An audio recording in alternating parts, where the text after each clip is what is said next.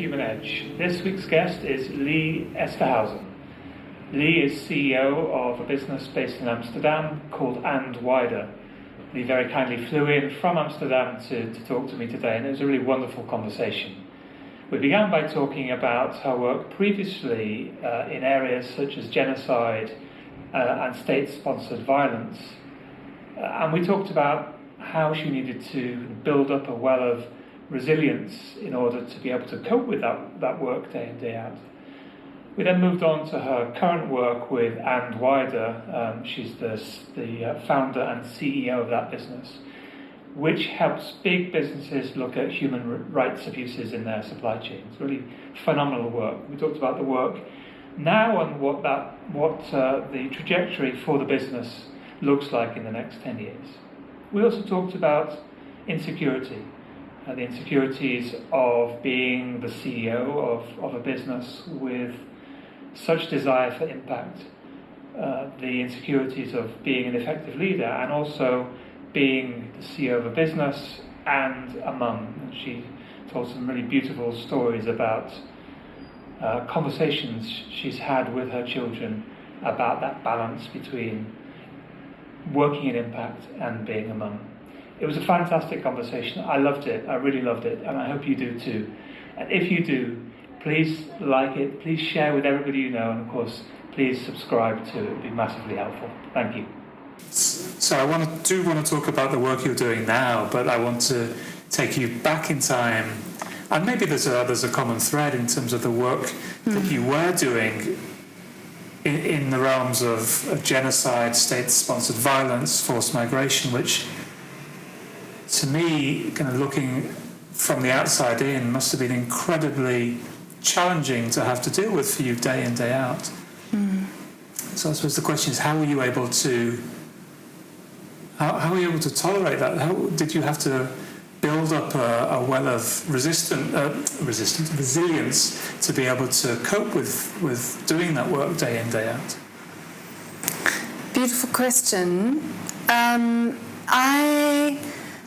I think the first thing I want to say is that point is, even in dark corners, even in circumstances of desperation where crazy things are happening, and sometimes crazy things are happening at scale, there's light and lightness. There are instances where concentration camp inmates get together and recite the favorite recipes their mothers used to make, and fantasize about eating them, and concoct plays and stand-up comedy to keep everyone moving. And there's often in those environments incredible wit, and even when those human beings are reciting what happened, there's that wit comes to the fore. So you can often harness a lot of that extraordinary kind of perspective and positivity, which essentially was the perspective and positivity that helped them survive. Yeah.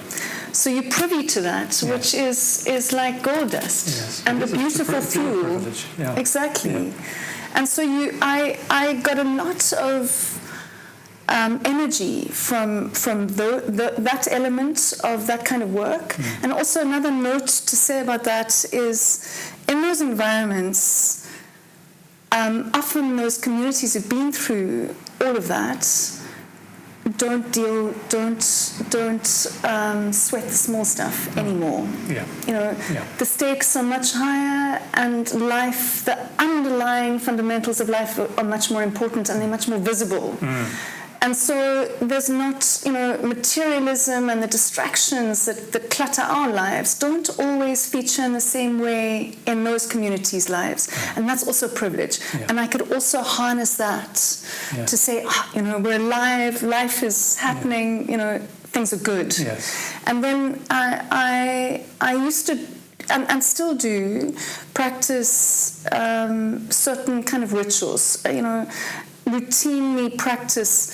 I've told you before that I'm an undisciplined Buddhist. I've always kind of loved the underlying tenet of Buddhism, that there's Buddhahood everywhere and everyone, and that fundamentally we're all capable of generating value and being fundamentally good beings in the world, and generating very positive impacts in the world.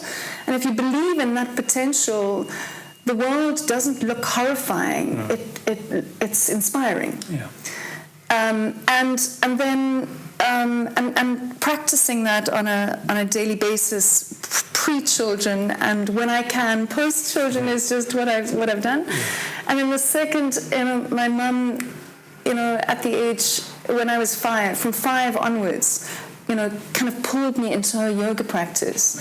And she was an incredibly flexible human being. She was also a dancer. So I learned to release the stress or emotional stress I carried in the body through yoga, and I've been doing that ever since. That gives me an enormous amount of kind of physical rest and detachment. And then also meditation of just letting it all go, and finding that very still place is a delicious sanctuary. And sometimes the work is very intense, and sometimes you hit, in my previous work, but also in my current work, you hit a situation in which there's suffering and there's not a lot you can do about it. And to know that you've done all you can and to trust the rest, that meditative practice helps with that kind of letting go. There's a surrender in that. Exactly. Yeah. And then I also have to acknowledge the fact that all the life-enhancing things in my life, time with my children and my partner, we live near the beach, so, throwing a frisbee around the beach, playing tennis in the drive, playing with our dogs, that time is delicious and life-affirming, and dancing, music, walks in nature. We live near the beach, but also near this huge dune reserve, which is such a privilege. Yeah. So walking in that kind of environmental cycling is fantastic. So all of that. Yeah. And there's one more point. It's a big subject for me, clearly. Yeah. One more point is it's that question of why. You do it for a reason. Yeah. In my case, I do it it's not got something to do with myself.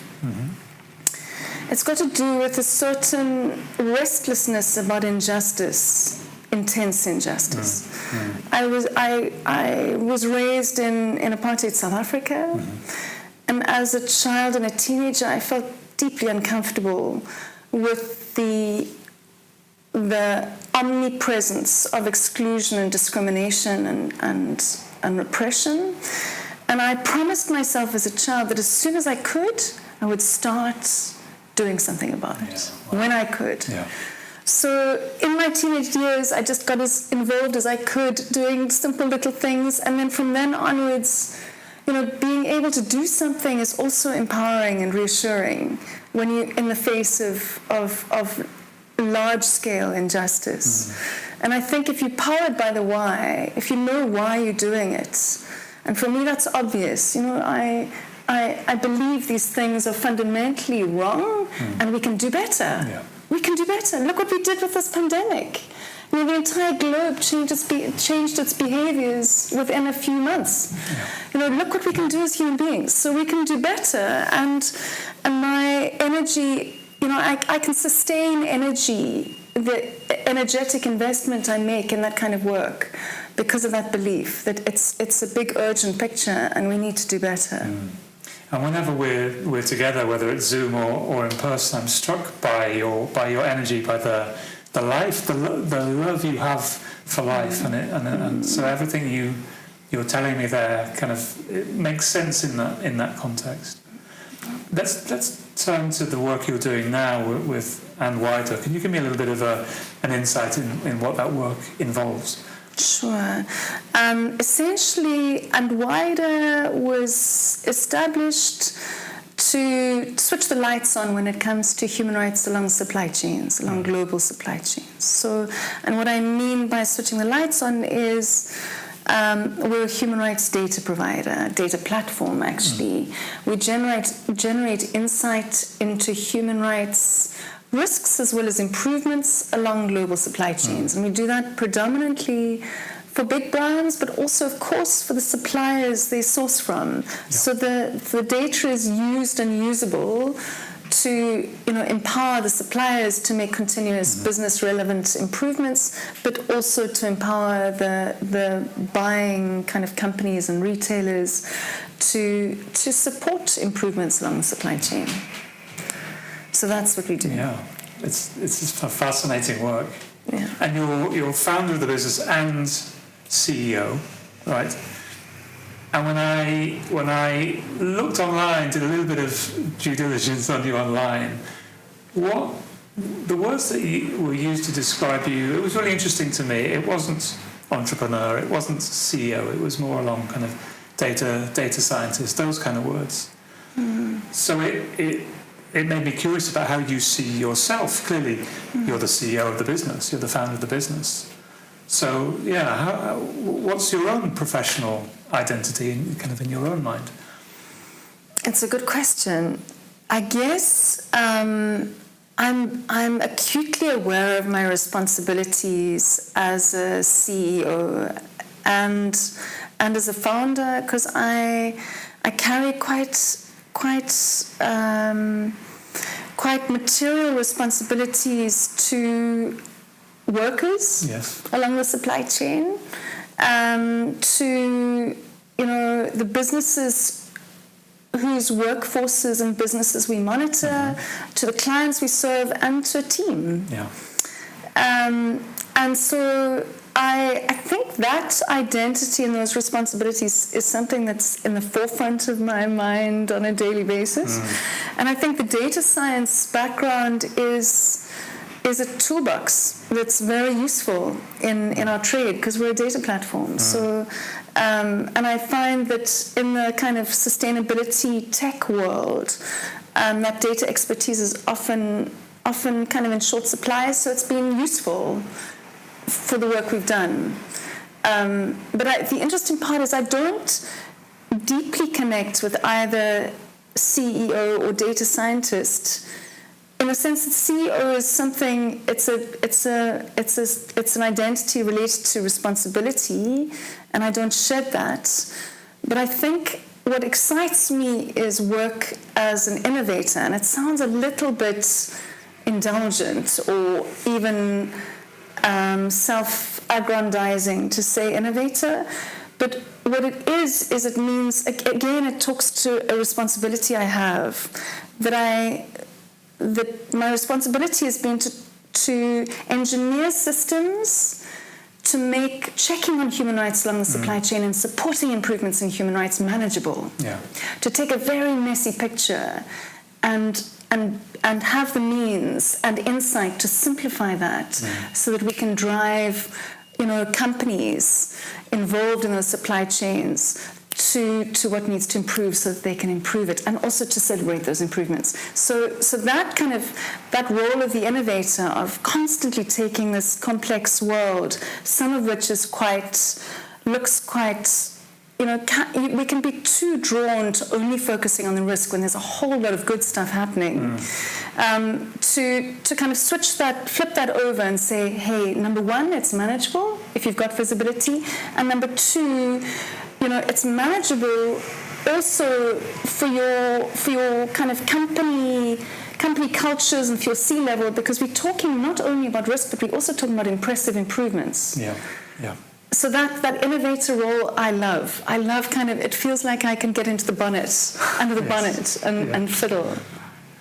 No, I see that. And you talked before about, I can't quite remember the phrase, you kind of switching the lights on.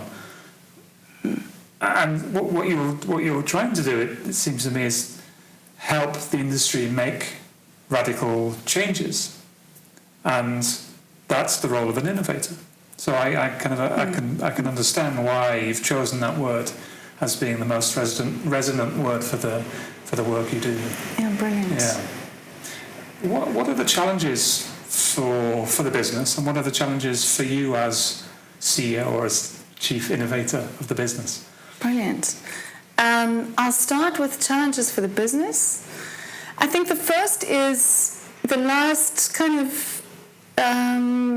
4 years have been quite a tumultuous time. Yes.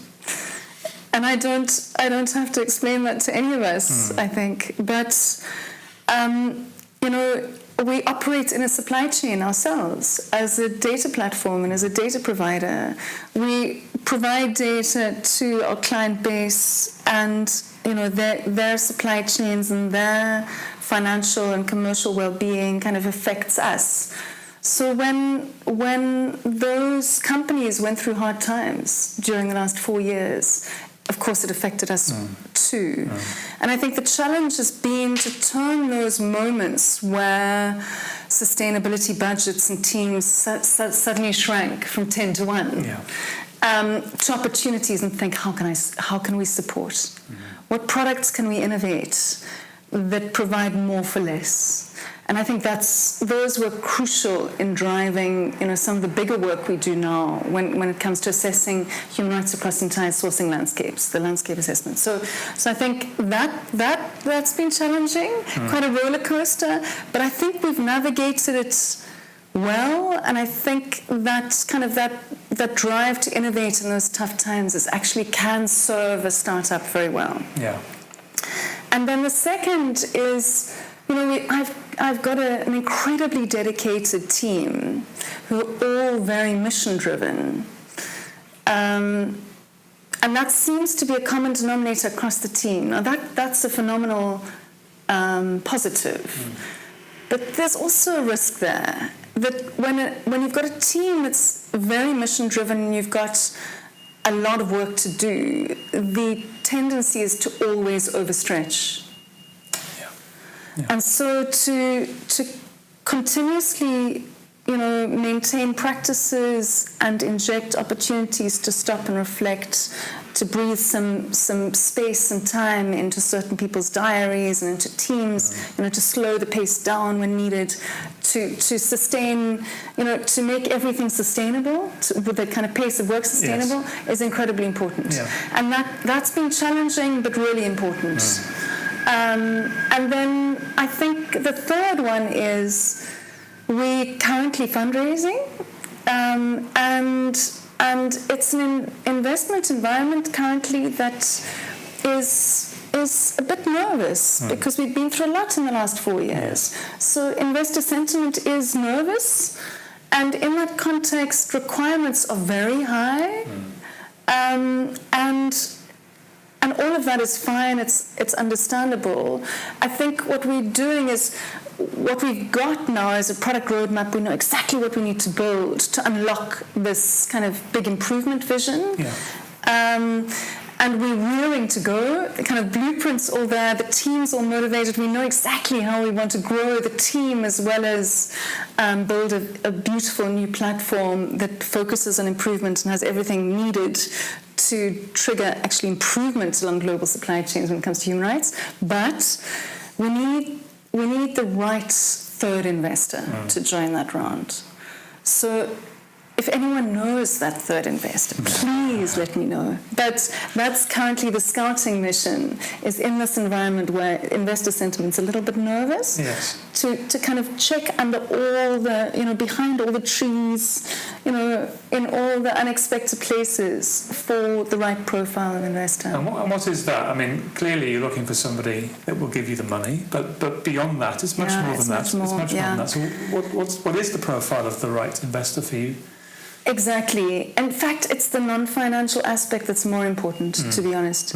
I mean, we'll find the money that we need to make this leap, but to have the right bundle of expertise and the right attitudes around that board table is invaluable. And what I mean by that is, your investors are critical friends. They need to preferably have some entrepreneurial experience in the mix to understand, what it is, the journey you're on, and preferably to have a good mix of commercial savvy and business modeling, savvy, to spot some opportunities or to be able to, feedback on ideas in the business, but also understand the kind of new world we're creating and the kind of better supply chain that we're so committed to. So to get the impact and the commercial kind of drive. And often it tends to be skewed one way or the other. Sure. And of course, your ideal is to have that all married in one. But I think in the two other investors sitting around the table in Series A, they're both quite impact focused. I mean, I think they both are. Absolutely. So a third investor can be more commercially focused because we've got that balance around the table. Yeah. Yeah. How do you think about taking potential investors on the journey with you? Because it's all about, business is about storytelling and human relationships. So what's the story that you're telling the investors who are currently around the table and the investors that you're still to talk to? I think transparency and communication is key. The big sell doesn't work in a relationship with an investor. I don't think the big sell ever works, to be honest. Nor do I. I mean, I think unfortunately we function in a kind of investee-investor environment where sometimes talking big seems to work. But I think it attracts the wrong investors, and it attracts a dynamic that can't easily be sustained beyond that ta-da moment. Yeah. And I don't want that. You want to attract the right investors who are with you for the long run, and it's 10 years plus sometimes. Occasionally 5, but a lot of our current investors would have been with us for 6 years now. So how you take them with you is, I think, to have a very candid, open relationship, and to risk telling investors what's tough as well as what's going well. So it's not to hold back. Yeah. And I also think you have different kinds of relationships with different kinds of investors. There will be some that you're closer to by virtue of the fact that they have more experience in your sector. We've got an investor who'll be in Series A, who's got an extraordinary amount of data and product owner, product development background in the tech space, and so is extraordinary in diving deep there. So you're always going to be closer to some that have kind of sat near you in the professional sense. But I think just to stay close, be candid, and trust that relationship of trust will build elasticity, and you'll be with each other for a long time. I want to go back in time again to when you first formed the company, when you first became the CEO. These are my words now, not yours. Perfect. I'm imagining that there would have been some insecurities in your mind about taking on a role like that. Can you kind of shed a little light on what you were thinking at the time, what those insecurities were? And it's one of the reasons that I'm doing this podcast is to have conversations with people from all walks of life who have achieved, who are successful, so that I'm really curious about what motivates people and how people have achieved success despite the insecurities that we all have as human beings. Yeah. So that's the genesis of the question. Yeah, beautiful. I think it's such an important question. So first of all, that's that sense of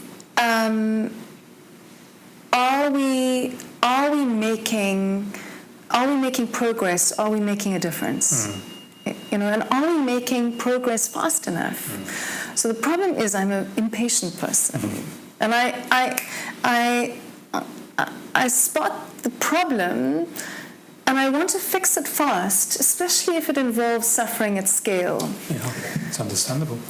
So that restlessness needs to be tempered, because I'm aware that every day that passes, that too little progress is made, there's a human toll along that supply chain.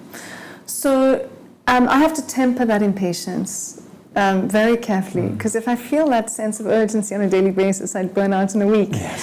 So, and how I've navigated that particular insecurity is two ways. Number one is our dashboards tell us exactly what improvement is triggered by turning the lights on. And I mean, we're not to be credited for the improvement along the supply chain. Often the kind of efforts made by the supplier or employer of the workers, together with workers, etc., together with perhaps local unions, etc., all that effort, accounts for the improvement made. But turning the lights on was instrumental. Yes. So that's the catalyst for the change. And what's magnificent is, my God, when you turn the lights on, the improvement that's triggered, what we see in the data is very exciting. So that's motivating. Yeah. So that helps with tempering that kind of insecurity or restlessness. And secondly, I have a very wise partner by my side, who's an impact investor himself and has spent 15 years supporting startups like ours. So he's seen it, done it, got the T-shirt. Yeah. And so he watches me and says, you actually, things are going great. Yeah. It's, keep, and that helps. And then the second insecurity is... Can I just, before you go to that, what's really interesting to me is the first insecurity, it's not about you. It's not about you personally. It's about impact. Yeah. So when I ask this question of pretty much everybody, they think about themselves, and it might be imposter syndrome or whatever else. You've gone to the am I making a difference quickly enough? So I wanted to kind of highlight that, which is just it's really interesting to me. It says a lot about you as well. Oh, yeah. I do. I don't. It's interesting.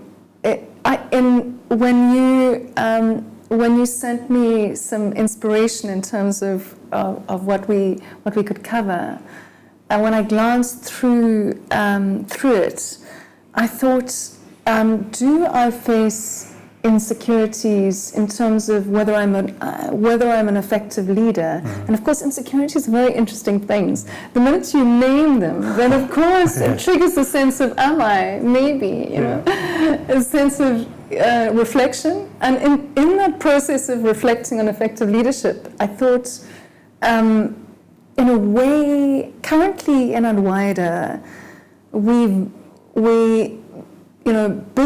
always busy with visibility. We're busy with visibility along the supply chain, but we're also busy with enhancing visibility to power the team to spot priorities and to align quickly around those priorities. Yeah. A level of visibility that's easy to attain and quickly offers us a status check.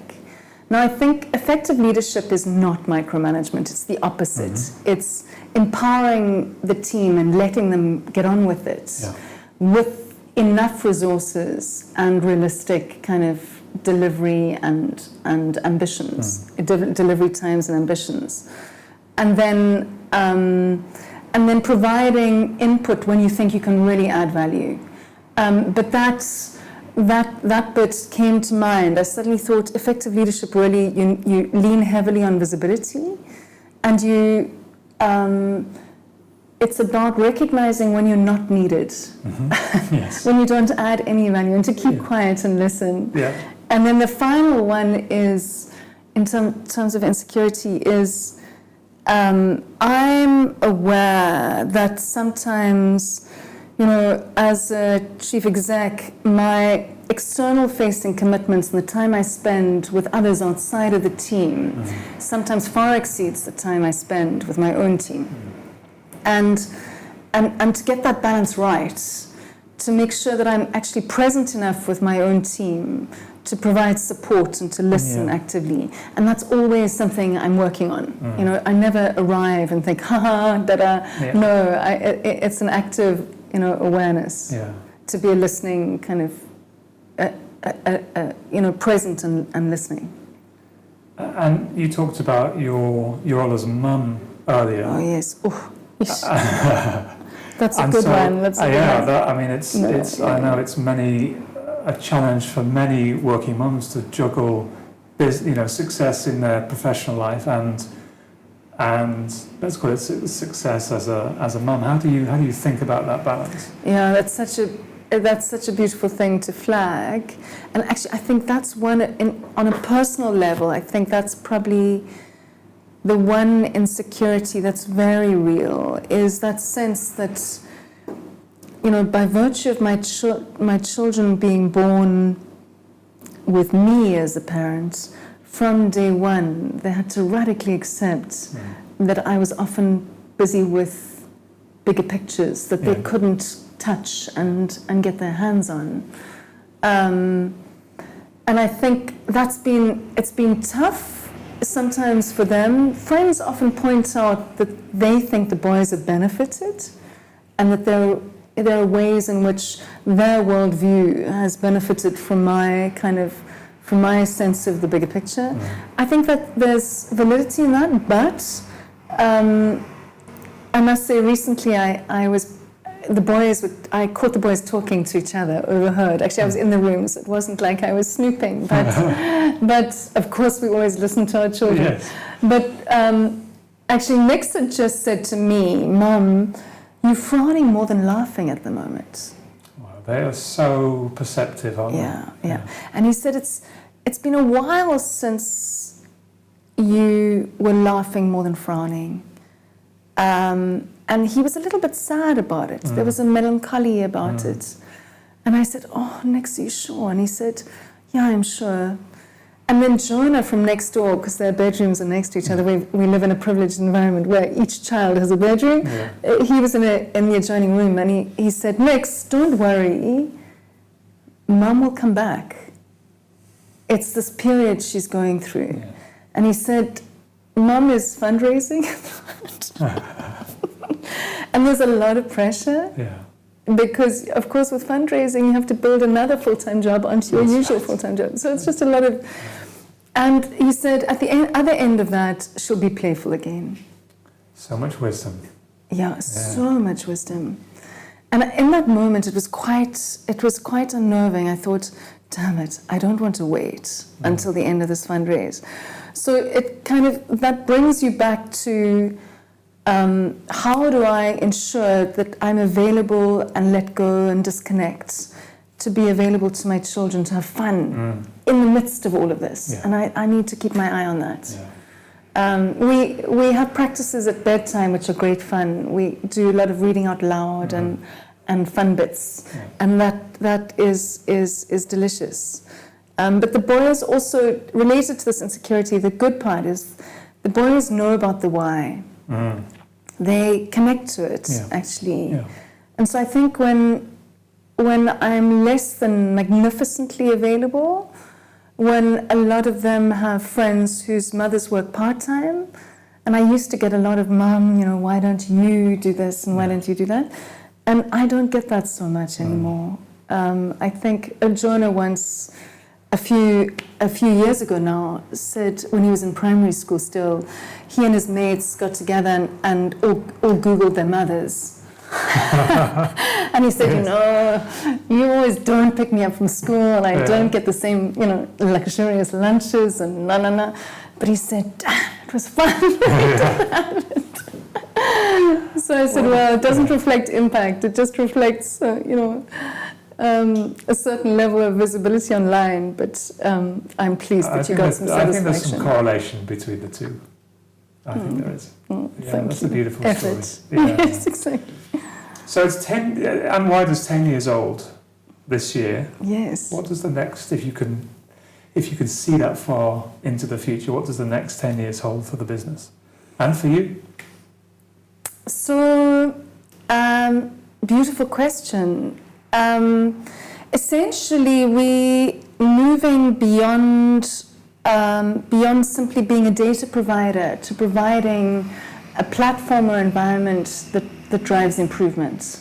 So to going beyond data to unlock interventions along the supply chain from our very kind of powerful, credible partners, to also collaborate, for our clients to also collaborate with other clients sourcing from the same geographies.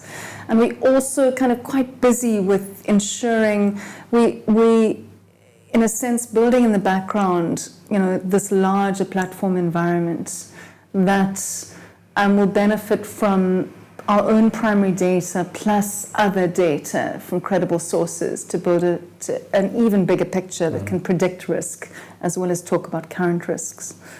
So that's that's very much part of the picture of essentially focusing as we drive into the next 10 years on, now that we've shown we can provide visibility at scale, how do we support our clients and their supply chains, our clients and their suppliers, and most importantly workers, to actually accelerate that improvement. Yeah.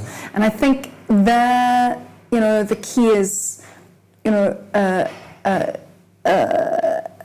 offering that enables collaborative improvement, that enables collaboration, because the most scary human rights are systemic ones with deep roots, and that needle can't move without collaboration. Yeah. So how do we enable collaborative and improvement, material improvement faster? Yeah. So that's where we're heading, and we're very excited about that. Innovation at scale, to use your Exactly. So it's lots of innovation engineering, some AI in the picture, some exciting partnerships involved in that platform. So that's exciting. But also, personally, what I'm looking forward to is getting more involved in the innovation engineering bit. In doing more R&D on a weekly basis, I guess. As my team starts to outskill me on all the operational areas, which is exactly what I'm after. That's Exactly. Yeah. That's the golden, that's the nugget. Yes. But as they outskill me in all the other areas, I can let go of those things that team members do better and do more of the stuff I can do. I can contribute well. Yeah. Well, I can't wait to see where the journey takes you. I just want to say thank you for coming in. You've come in a long way to see me all the way from Amsterdam, so I appreciate it so much. I've loved talking to you as always. Always a pleasure, Julian. Yeah, thank you. Beautiful. Pleasure. Yeah.